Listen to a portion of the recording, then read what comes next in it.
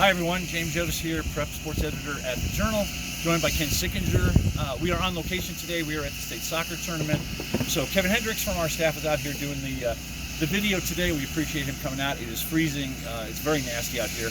But we're here to talk some football. We're into week 1 of the playoffs.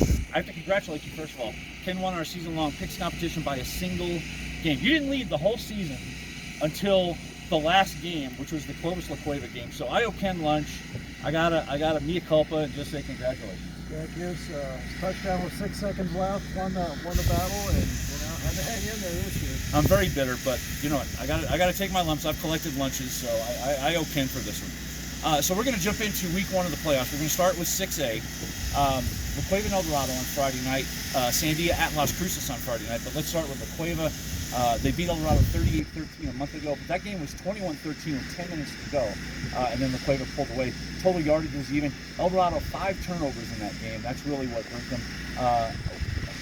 Rematches can be notoriously 180s, especially in a rivalry game. So what are your thoughts? I don't see any reason why El Dorado can't make this a really interesting game. Their offense is certainly good enough. But like you said, 5 turnovers, you're not going to beat La Cueva with that. So they're going to have to be a little better taking care of the ball. Yeah, and one of the big things, Connor O'Toole did not play in the first game. He is back for this game for La Cueva, so that's certainly one extra element Charlie Dotson's going to have to worry about. I think El Dorado's just going to have to run the ball. They're going to have to try and keep that La Cueva offense, that pass offense led by Austin Smith. They're going to have to try and keep them off the field as much as they can. Yeah, absolutely. If it gets to be a high-scoring game, then you have to like La Cueva. Yeah. As I said, also, Sandia, the 12 seed, playing at Las Cruces, the number 5 seed. The other 2 Saturday games are at the Field of Dreams in Las Cruces. I'm going to be heading down for those games on Saturday. We've got Cibola, the 11 seed, playing at Centennial, and then the Mayfield-Carlsbad game in the evening. Cibola's down to their 3rd quarterback, a sophomore. Going to be tough sledding for them, down to a kid who hasn't played much varsity. Yeah, although I did see him play last week against Volcano Vista, and he's not bad. It's not that he can't play. But it's just, that is a little tough assignment with you down to your 3rd string quarterback in the playoffs. Right. And of course, Mayfield-Carlsbad featuring the Bradley brothers, Gary Bradley, who coaches Carlsbad, Mike Bradley, who coaches Mayfield. Those 2 teams played in September. Mayfield beat them 27-14, which is why this game is in Las Cruces and not in Carlsbad.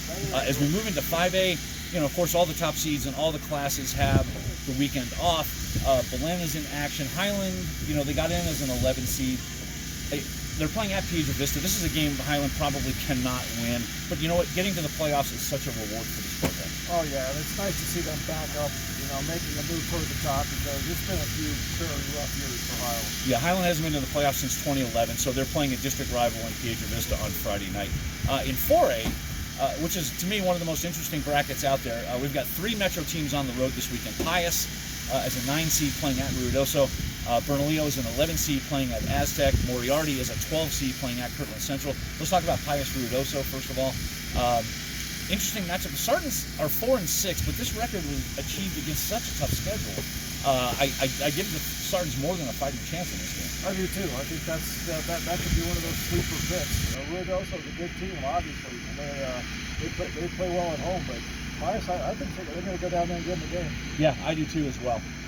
So 3A, 4A, 5A, and 6A all have their first round games this weekend. The top 4 seeds in every class have byes. We're already into the playoffs with some of the smaller classes like 2A, 8-man, and 6-man. Manal is the number 2 seed in the 8-man division. They are playing at home Friday night against Melrose, the number 3 seed. Panthers are undefeated, one of 5 teams that are still undefeated in the state. Melrose has a lot of history, but Manal's just killed it this year. They absolutely have. They just score. It seems like at will. You can't even keep up. It's like a basketball game. Yeah. But it's it should be interesting to see how they do against one of the traditional powers in the state. As a matter of fact, I am going to cover the Melrose game for the Journal on Friday night. I'm actually bypassing the La Cueva El Dorado rematch. I'm going to go watch some 8-man. I don't think I've covered an 8-man game in probably like 30 years. So I'm kind of excited to see a little bit different brand of football. It'll be exciting for Manal. I'm sure it'll be a great crowd. I cut my teeth at Tomlinson Field down there at Manal when I started at the Journal as a kid. So I have a lot of fond memories of that place. And you know how it is. When you start as a newspaper, you work your way up. You start with the smaller venues and you work your way up. But you're going to have to keep your head on a swivel because those teams go up and down the field. Yeah, it's going to be fun.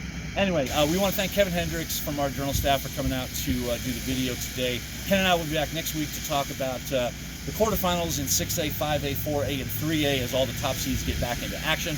So enjoy the football this weekend, and we'll see you next week.